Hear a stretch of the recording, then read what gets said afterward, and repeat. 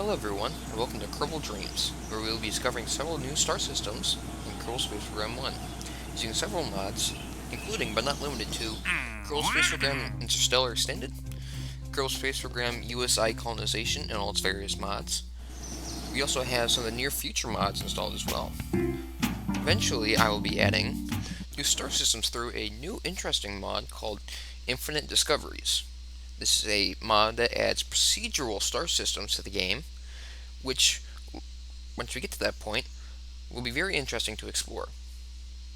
As you can see now, we are building our first craft and we are accepting our first two contracts, that being to gather scientific information from Kerbin, and to launch our first craft.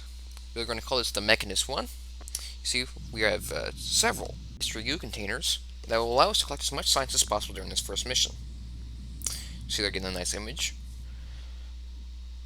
First, we're gathering some from the launch pad, and we're also gathering some crew report too, and the VA report while we're at it.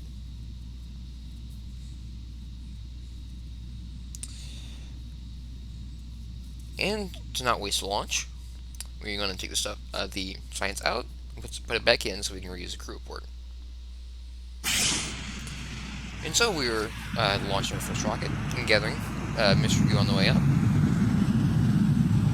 Taking a nice view of the Kerbal Space Programs of the Kerbal Space Center below us. Pitching over to the right a bit, I'm hoping to land a little bit into the ocean, hoping to get into some new biome science.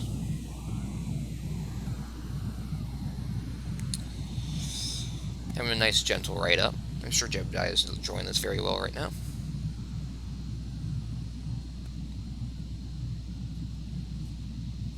Slowly pitching over.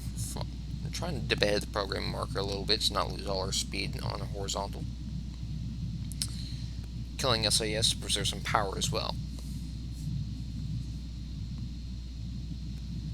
Once we get here, we're going to maintain this sort of high angle of attack to kind of push ourselves as far as possible. But as you can see, the fast time physics time warp kicked us out of that. So let's activate the parachute, so we don't get into a nosedive and end up going too fast for the parachute, which has happened to me several times before.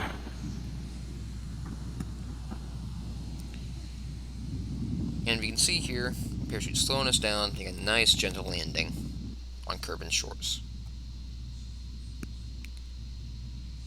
So this is a career mode, where we'll be going through almost the entirety of the interstellar tech tree, exploring several star systems. I do not have them installed currently, as my computer would be crying tears, as opposed to whatever computer cries. I'm guessing the exploded fuel solid rocket engine will also be crying the same thing. Here we are rolling over, gathering a bit of material use science, taking data out of the pod, and taking another EVA report while we're at it. That's our first successful mission. We are gathering our rewards for the mission, and gathering the debris of the fins left behind.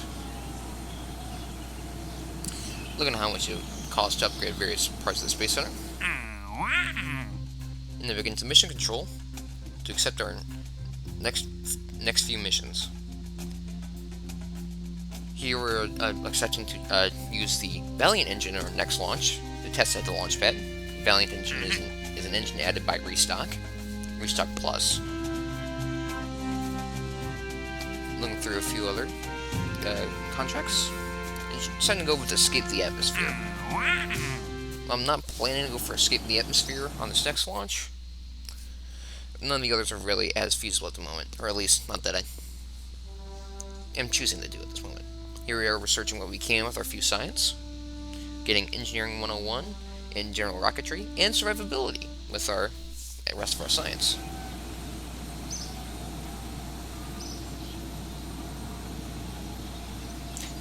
Take a look at how much it upgrades that, because I do prefer having maneuver nodes. Here we are in the vehicle assembly building again. Can I just say, vehicle assembly music, when sped up to 1.7 times speed, is a real bop. I'm gonna let you guys enjoy this during the build.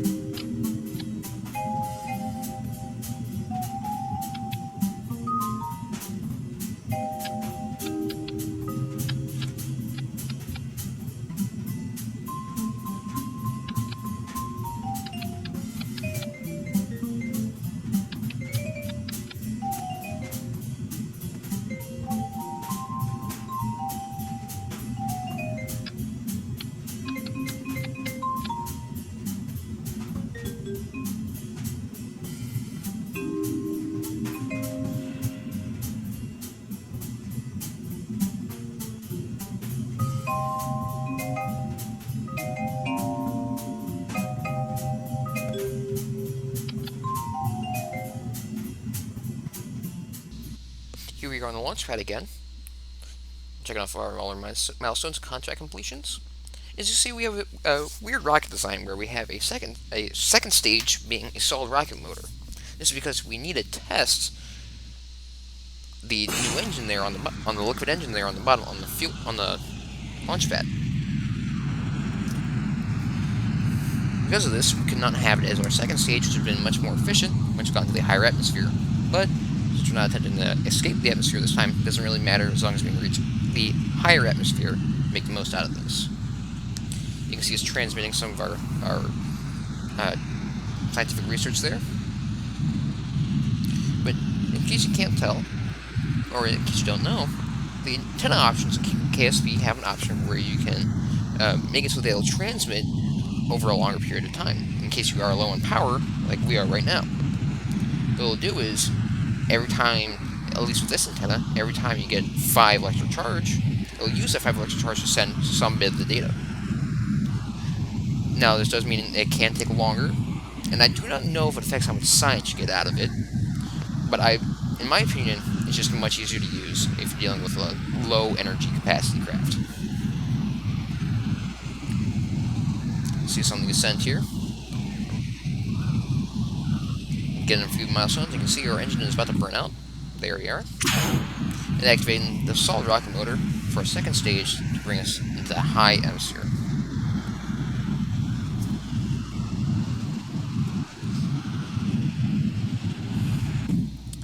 You can see now the Napo is at about 35,000 meters, although it is descending due to drag. You can see we exited. Well, I forgot to keep an eye on electric charge, and we transmitted that scientific research without having enough electric charge to transmit the rest, so the rest we're just going to hold on to.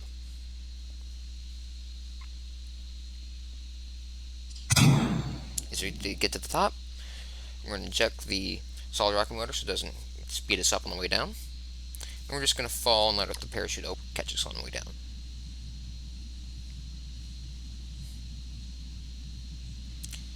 You can see we're also not using SAS to preserve electric power as well, because we do not want to run out. Although it would not affect much, I am not a fan of losing control just in case. Then we see the parachute being deployed, and just fast forwarding down to the ground. In case you may be noticing, we are still using electric charge while not having SAS on. That's because the USI life support mod actually makes it so that the command pods and all that consume some electric charge to kind of keep it nice room temperature and kind of, keep the atmosphere breathable, running all of this stuff, all the background stuff and all that. See your landing. What these life support mods mean that we can't just send Kerbals in one command pod flying on a 20-year mission and just leave them out there if we want to. No, with this we actually have to keep them fed, keep them happy, and make sure they don't get homesick. It adds a little bit of extra difficulty to the game. Here we are just going through the science tech tree. As you can see, we just don't have enough to get basic science. So we're looking through general rocketry and stability. We don't have enough for the 4th tier, but fortunately, we can. Here we are going through the Mission Control Center. Picking up a contract to have us test the TD12 decoupler, which is the 1.25 meter stack separator, I believe, or decoupler, splashed down in the ocean. So you're looking through here. You can't get any of these focused observational surveys because they are designed around planes being able to control your altitude and speed and all that over certain areas. We're building our 3rd craft of the day. You can see adding many copies of different science experiments, so we don't have to worry about transmitting them. These parts here are added by Universal Storage, if you can see in the part selector. They're the subsatellite and advanced subsatellite. Universal Storage, I think, is a nice mod that adds a nice and compact way to store things, as you can guess by the name, but they also look very cool as well. Unfortunately, it does give you access to a subsatellite and the advanced subsatellite, which have scientific experience that we shouldn't have access to. So we're not going to use those till very later on when we actually unlock the parts. As you can see here, deciding to not go with the Pug engine, which comes from Restock Plus, simply because it's just not. It doesn't have an alternator on it, so we can't produce electric charge, which we will need to get into orbit. So we can transmit as much science as possible once we get up there. Adding on some solid rocket boosters to give us a bit of extra delta V. Don't have enough mass capacity for the launch pad to do the bigger ones, so we're just going to have to add a bit more liquid fuel into the rocket.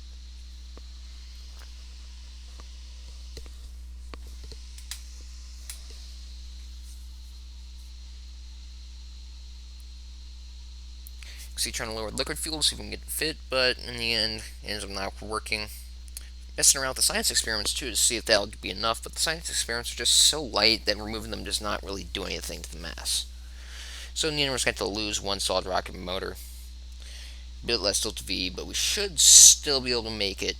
You can see using the Kerbal Space Program Engineer for the delta V readouts instead of the stock ones. The stock ones really aren't that reliable when it comes to changes in atmospheres. They only give you really the sea level.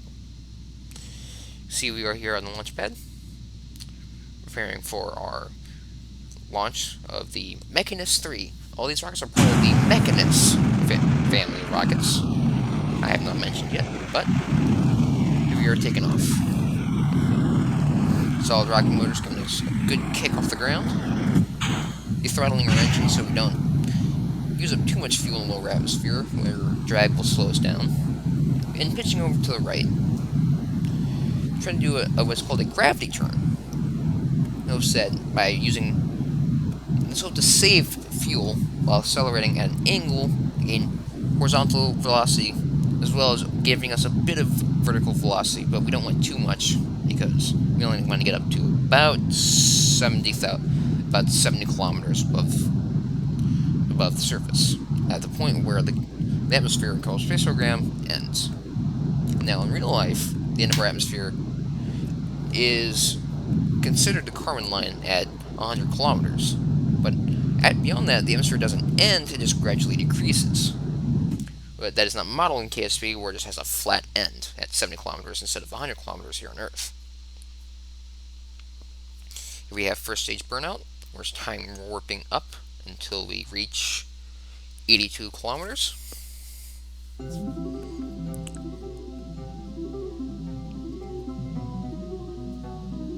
Here we're doing some science experiments before we reach apoapsis.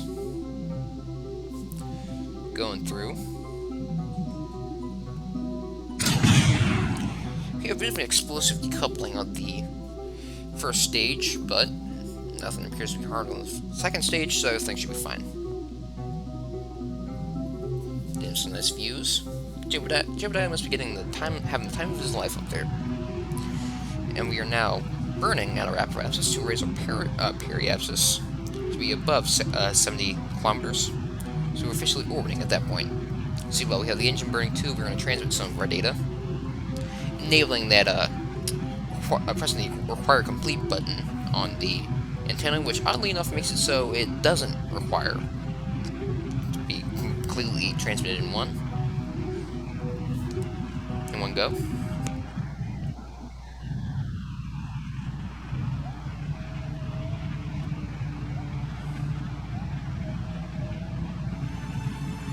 We're just sticking out the antenna so it stays up. We don't have to wait for it to go back in and out, in and out.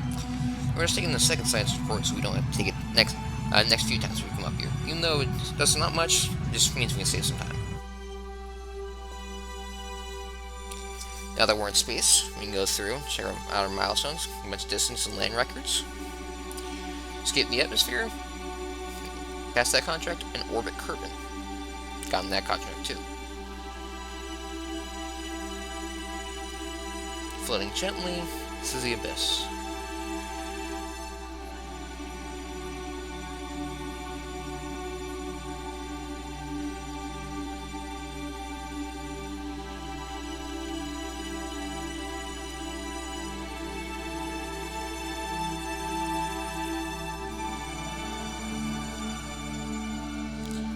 Here we are checking the USI life support readout, so we only have about an hour, 2 hours of electric charge available. Because this we can't stay up as long as we want, we're going to be heading around after just one orbit. We are time warping around, hoping to land around the Kerbal Space Center, hoping to get as much of the recovery as possible. Recovery credit as possible, because the closer you are to the Kerbal Space Center, the higher percentage you get from recovering the craft of the money you spent on it. Oh, this is not an expensive craft. It's just a good policy to have. Here we are facing retrograde, preparing for our deorbit burn.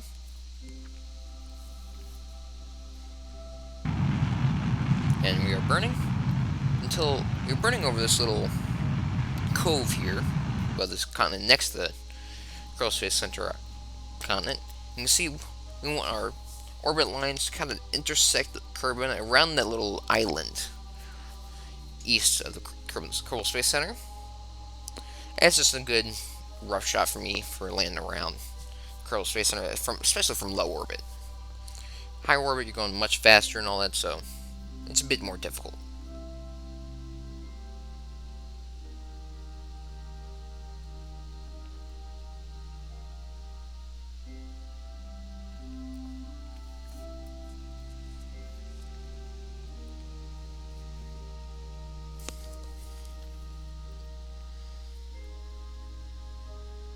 See, we're time warping down until we enter the atmosphere. That's 70 kilometers.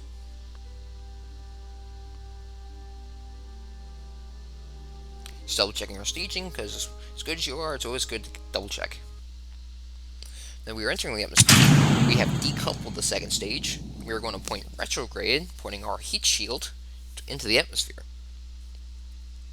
Of course, with that SAS off, and with the shape of the command module, we can just have the aerodynamically pointed that way, so the way the aerodynamics will work is that we won't spin out of control and have the head of the rocket pointing down into the reentry into the atmosphere, which will not be very comfortable for Jeb. It'll be a nice, hot, and very short and very harsh trip.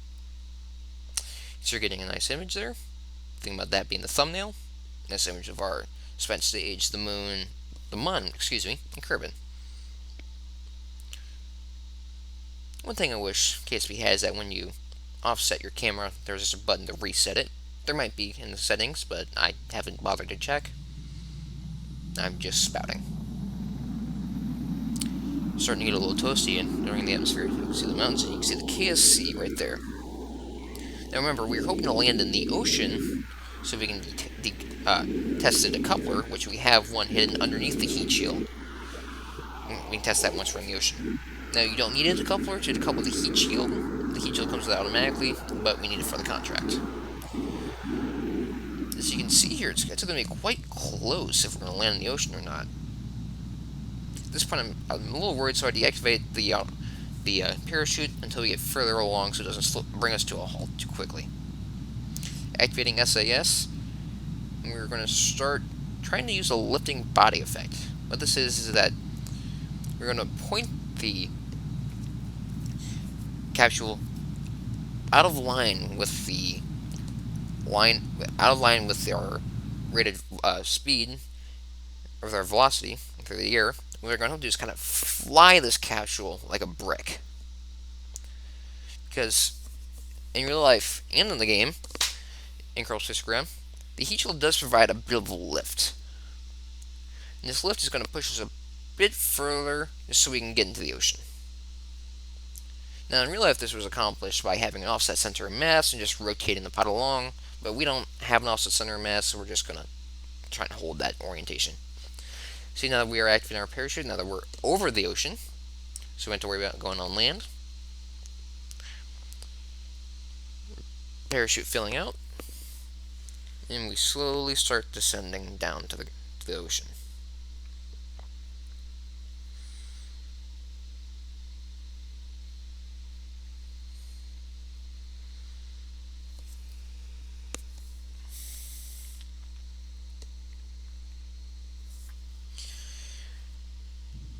As you can see, now that we're about 40 meters above, we'll stop time warping to slowly splash into the ocean.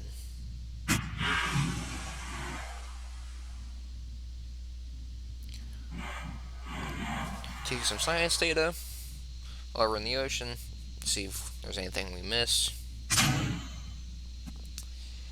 Now that we're going to decouple that decoupler and finally finish that contract. We're back in Kerbal Space Center. I'm going to go through and gather all of our rewards and all our accomplishments. You can see the jet level up to level 1, which is great because now he can point, prograde, and retrograde. So here with our money, we're going to upgrade the launch pad so we don't have to worry about mass tolerances. We're going to look through our contracts and see if we have one for Explore the Mun. We could do it now, but with USI, I'd rather send a satellite or a probe, just so we don't have to worry about life support that far out. Because without life support, you only have about 14 days before the Kerbal will starve to death. Which does not sound like a fun time while heading to the moon. Now, we probably could get back in time, I'm not going to risk it. Just going to wait until we have at least decent probes, send them out first. Here we are in the R&D center, looking through general construction. Once again, those universal storage parts, I quite like the mod. See, we have some more advanced rocketry with some Hydrolox engines there too, and we get into those eventually. I'm not going with flight control because we're not really needing that as much. Enhanced survivability, that's great, but I'm going to learn a bit more about the life support system before I rely on that. Instead, we're going to go with basic sciences because it gives us a few more science experiments and gives us very early probes. It gives the Probodobodine Staputnik, I believe that's what it's called. It's been a while since I've played non-RO KSP. And that'll be all for this episode, folks. Next time we'll be launching a probe into orbit. We'll hopefully stay there. And that'll be sometime probably in about 2 weeks. Thank you all, folks. My name is Zed, and I'll see you next time.